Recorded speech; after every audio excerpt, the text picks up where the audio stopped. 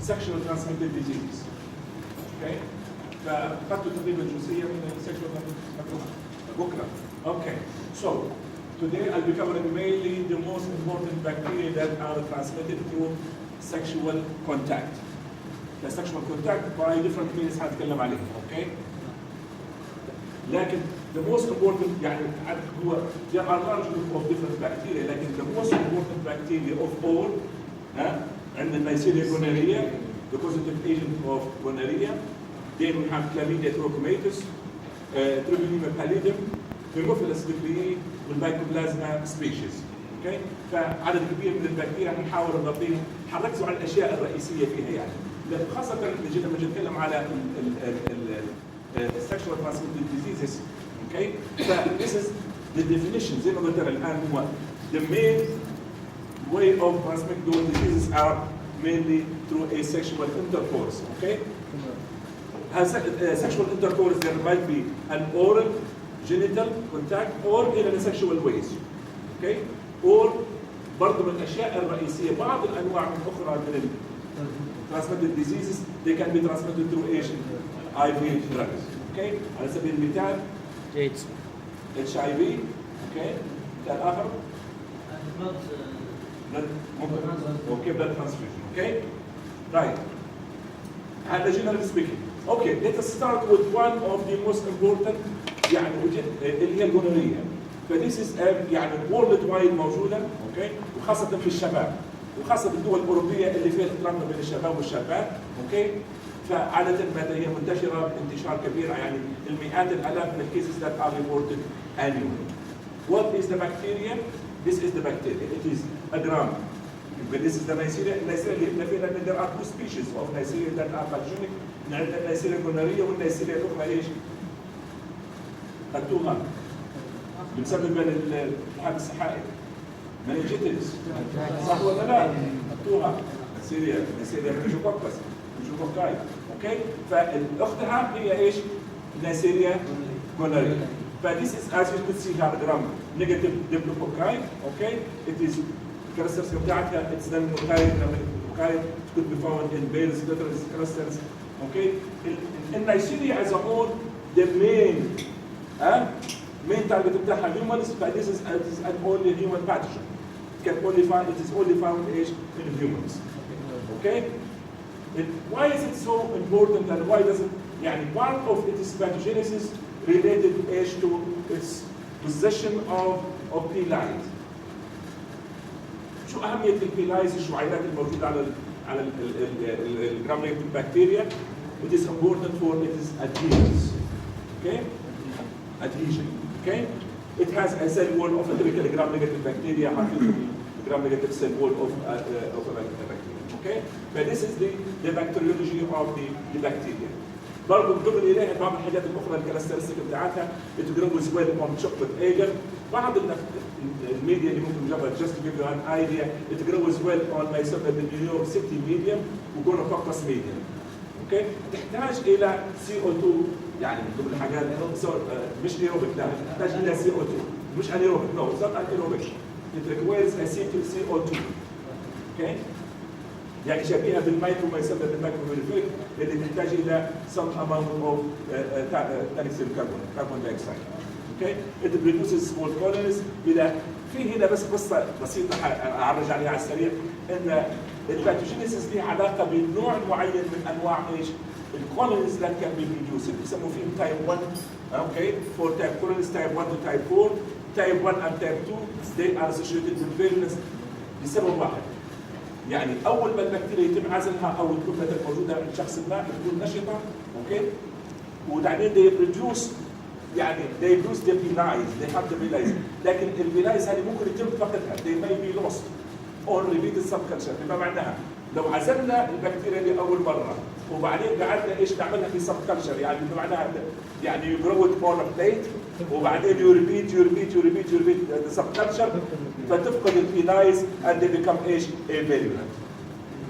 بس هذه الفكره فيها اوكي؟ واضحه؟ دكتور هي تصير virulent ولا لا؟ بتصير virulent هذا اللي اقول فيها انا التي 3 والتي 4 انها البكتيريا اللي بروديوس لارج كولونيز ووجدوهم انهم they do not possess any more pili فبما معناها انهم they lost their virulence activity. حلو؟ تمام. اوكي، نيجي للنسيره الجونوريا يقول لك it causes a variety of illnesses and is usually transmitted على طول شايف sexual intercourse. جميل؟ اوكي. Vertical transmission is uncommon. بما معناها ايه؟ ان the bacteria can be transmitted from a mother خاصة هذا الطريقة from a mother to her offspring. اوكي؟ risk of transmission is higher. وجدوا يعني من خلال الدراسات اللي هو الابتيميولوجي وجدوا ان عادة لما يكون مثلا شخص ذكر مصاب بالنيسيريا جونوريا ف 50% يعني اذا كان عنده علاقه جنسيه مع واحده اخرى ف 50% there is a chance انه هو will transmit the infection to her. بالعكس النسبه 20% لو امراه مصابه اوكي ممكن there is a 20% ان chance انها تكون transmit للرجل. حلو؟ اوكي. This is the pathogenesis and this is the احنا عرفنا already they are mainly found in humans. This is the general picture of what may happen. Okay, وهنتكلم عليه بتفاصيل. Okay, there might be skin lesions or skin abscesses that can be seen. The bacteria may lead to endocarditis في الميل والفيميل. في arthritis في neonatum neonatum هنتكلم عليه بالتفاصيل. بس this is the general picture of the whole different diseases or infections that could lead to infection by the gonococci. زي ما قلنا في حاجتين مهمات ليه. Why is it important؟ لأن احنا عرفنا ان mainly the bacteria عادة في genitourinary tract ف it has to be lie زي ما قلنا that help or support the bacteria to adhere to the urethra, vaginal epithelium, lancelated cells, sperms, neutrophils. As you can see here, the lies are very important in the adherence of the bacteria into different other organs or tissues. Okay. Also, there has an outer membrane too. من ضمن الستراكشر اوف ذا نيسيريا جونوريا برضه حتى هو يعني الادهيرنس وبعدين تكوين الكلاسترز. ايش معنى الكلاستر؟ يعني انت instead of having just one single microorganism or one bacterium, you have clusters of different bacteria and it becomes more difficult to get rid of. Okay? Then يقول لك هذه it may attachment to neutrophils may delay its phagocytosis. Instead يعني having a bulk of different microorganisms or يعني a bulk of the bacteria, it may delay their phagocytosis. Okay? Then this is now the clinical picture of the different diseases in males and females. This is what happens in a male infected by Neisseria gonorrhea. The primary sign is the urethra. Okay, symptoms may appear. Okay, 2 to 7 days. As you can see here, there is a purulent discharge and dysuria. هتلاحظوا ان الديسشارج يعني حتى من خلال ممكن لان ممكن تتوقع ان هيجي لك مريض خاصه اللي يتخصص في سكر ديزيز هيجي لك مريض اوكي بيوريترال ديسشارج. If it is purulent تلاحظ ان اللون بتاعه مصفر اوكي اوكي ف this most likely to be due to ايش Neisseria gonorrhea لان فيه حنشوف بعض النوع الاخر من الديسشارج اللي هو يكون كلير وليكويد فذات most likely to be caused by ايش chlamydia properties. Okay, فيبقى purulent discharge and dysuria. There might be burning or pain during urination. Those could be signs also of urinary tract infection. يعني if there was no discharge يعني هنا the rest of the story okay could be a picture of a patient with urinary tract infection. وبعض الأطباء يعني they may suspect Neisseria gonorrhea. Okay, they request okay for it. Okay, with the burning, frequent urination and swelling of the testicles. Okay, in عادة this is what happens at the beginning of the infection. The bacteria has it is capable of invading from the main side of infection. There might be a local extension leading to epididymitis and prostatitis. Okay, bacteremia بمعنى ايش هنا؟ The bacteria can invade and gets into the bloodstream. Okay, if it gets into the bloodstream, there might be hemogenous extension. Okay, that may occur. وهذا في نهاية المطاف يؤدي إلى حالة يسموا فيها disseminated gonococcal infection. تتذكروا أنا في الصورة الأولى قلت إن there might be skin lesions. فتظهر skin lesion على بعض الأشخاص نتيجة إيش؟ اللي هو DGI or disseminated gonococcal infections. فيظهر مع الريسبونس على السكين that is an indication also of a gonococcal infection by Neisseria gonorrhea. Okay, the last picture in the males. There is a similar picture in the females in the cervix, لكن this is not always seen. الإشكالية في الإصابة في الفيميلز عادة تكون asymptomatic. الغالبية العظمى من الإصابات عند النساء become asymptomatic. لكن if there is symptoms, then this is what you see. A vaginal discharge, okay, this is pus in the cervix, as you can see here, okay. There is a urinary frequency, dysuria, abdominal pain, and menstrual abnormalities. Okay? يقول لك هنا the classic sign of mucoblocar cervicitis اللي شفناها is not always present. Okay? معظم الحالات اللي تبقى في النساء يبقى asymptomatic. If it is present, it is usually similar to that caused by other genitourinary tract pathogen. So you can look, say on the basis of a clinical picture, يعني if a female patient comes to you with vaginal discharge and so on, this could most likely be also due to other pathogen. Doesn't have to be by Neisseria gonorrhea. Whereas in the males, يعني البكشر اللي هو إذا كان فيه urethral discharge or virulent, that gives you an indication or a higher chance of that patient is infected by Neisseria gonorrhea. Okay? Other local infections, مش قلنا احنا هذه البكتيريا can spread. Okay? If there was a rectal infection, معناها there must most likely to be a rectal intercourse. Okay? Contamination with vaginal discharge. بعض الناس اللي تتعامل بما يسمى بالاورال سكس there might be pharyngitis, pharyngeal infections. عادة visually يعني this is comes asymptomatic or there might be a sore throat or cervical adenitis due to ايش oral sex. Okay? بالنسبة مش احنا قلنا ان الام ممكن تنقل الاصابة في حالة هذه تحصل الاصابة ايش؟ during birth. Okay? During delivery. اوكي فيحصل ايش؟ ان الام المصابه لدى البكتيريا الموجوده بالفاجينا اللي يحصل ايه؟ ان الطفل may contact the bacteria and it leads الى ايش؟ افتالميا نيوناتا تسمى افتالميا نيوناتا due to chlamydia due to Neisseria gonorrhea. لا during delivery. اوكي؟ وتؤدي الى الاصابه اللي تحتوها انتم. فديس از may occur within يعني ايش في خلال ال 2 to 3 days of after delivery على طول تظهر الاعراض زي ما تلاحظوا ان في there is a discharge او there is يعني الاي تكون ملتهبه بالشكل هذا. فالشايف اذا كان عرفنا ان الام مصابه بالنيسيريا الجونوريا we should give ايش؟ prophylaxis. ما هو هي بالنويتة موجوده في الفاجينا. ها؟ لا عند الفاجينا هي الفاجينا. during delivery قلنا ماشي؟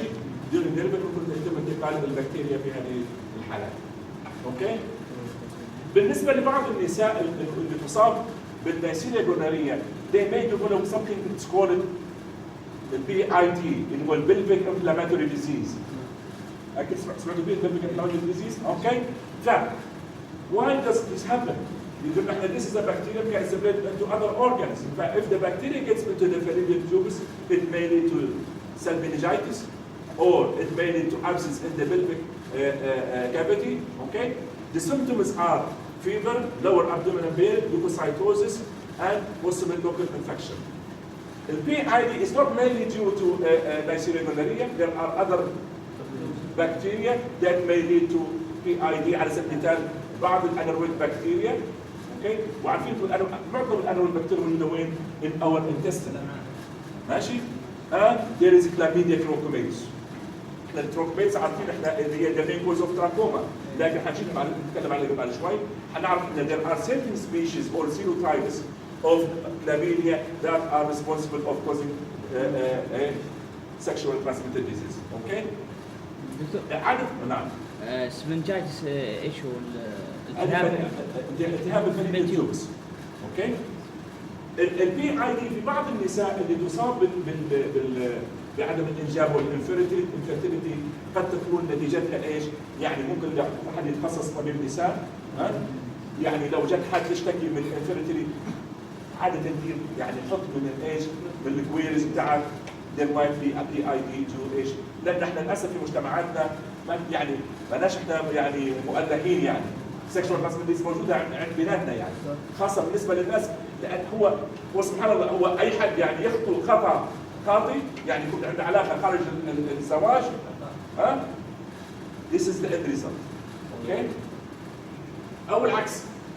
احنا ما بنقولش يعني قد يكون من طرف احد الطرفين يعني. Okay? Okay. The PIDs as a whole, or generally speaking, present in 10 to 20% of monococcal infections in women. What are the risk factors اللي هو associated with pelvic inflammatory disease in age؟ نقول اللي هم اعمارهم اقل من 20 years. الاشخاص او البنات اللي تصاب ببراير PID من قبل. اوكي؟ فاجينال داوشن. ايش الفاجينال داوشن؟ غسيل المهبل اوكي ببعض الكيميكالز اللي هو قد يدير اريتيشن ويساعد البكتيريا to multiply, and there might be other bacterial vaginosis يعني there might be other bacteria that are associated. لان عاده وجدوا ان بعض النساء اللي تصاب بالنيسيريا جونوريا there might be chlamydia or other bacteria or there might be HIV also that we also. Okay? But that's the Neisseria gonorrhea. The second important bacterium causing sexual transmitted disease هي الكلاميديا. الكلاميديا زمان من كم سنه كانت يعني كلاسيفايد مع ايش؟ مع الفيروسز. هذا بيدرس في جزء الفيرولوجي. لسبب واحد لان هي it's a small gram negative bacteria. Okay? It has يعني لما نقول احنا جرام negative bacteria معناها it's can be stained by gram stain لكن it spores لا هي بور ستين ودي ستين يعني بما معناها انك تسبقها بالجرام ستين وتشوفها تحت الميكروسكوب حتى يعني بيرلي كان سي اوكي فلذلك نستخدم احنا ايش؟ الجيمزا ستين اوكي It's an obligate intercellular parasite okay it has a DNA or an that's why now it is a bacterium it's not a virus okay it has ribosomes and a cell wall and it divides by binary fission different from bacteria it has no بالتيكوجلايكان and it has no ATP. فدرس يعني فيها شويه مع البكتيريا وشويه ايش مع الفيروس لكن هي it is a bacteria. اوكي؟ اوكي في حاجتين مهمات بالنسبه للكلاميديا اللي هو الاليمنتري بادي والريتيكولار بادي. وهذه مش موجوده في بقيه الانواع الاخرى من المايكرو اورجانيزم او البكتيريا. فايش اهميه الاليمنتري بادي؟ This is an extracellular survival of the bacteria outside وبالنسبه للريتيكولار بادي مشان يبدا هو المسؤول عن عمليه التكاثر داخل الخلايا. اوكي؟ ببساطه جدا. اوكي؟ فthis is metabolically inactive والريتيكولار بادي is metabolically active. This is what happens هذا الريبليكيشن سايكل بتاعتها. انت you have an intermediary that attaches for example to an epithelial cell. Okay? Entry through endocytosis. Okay?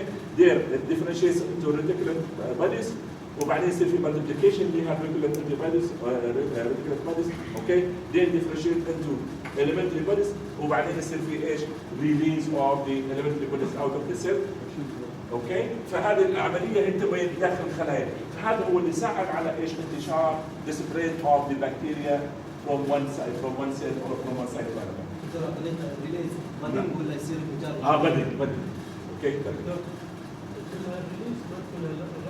لا ما يصيرش ربشة نو دي دونت ربشة اوكي ففي شبيه يعني حتى تلاحظ انت الستركس بتاعت الريبليكيشن هي شبيهه فيها ايش؟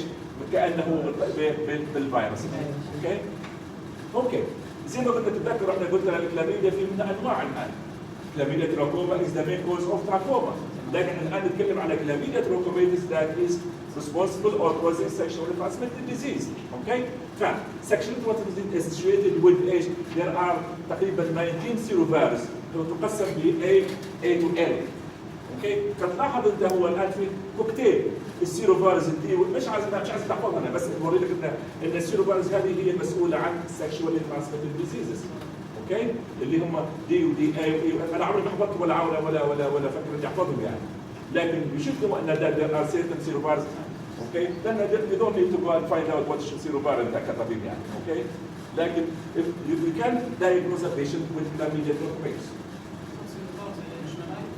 هم زي السيروتايبس يعني ايش معنى؟ you can put subtypes if you want okay and there's عندك المجموعه الاخرى اللي هي المسؤوله من عما يسمى ايش؟ بالنفرانيوم فينيريوم اوكي this is another sexual transmitted disease associated with serovirus اللي هو ال1 وال L2 وال L2 وال L3 فمجموعه الالز اوكي تلاحظها mainly مع الليفوبرومولينيوم، والمجموعه الاخرى الدي، والمجموعه الاخرى مع الاذر سكشوال ترانسميتد ديزيز. اوكي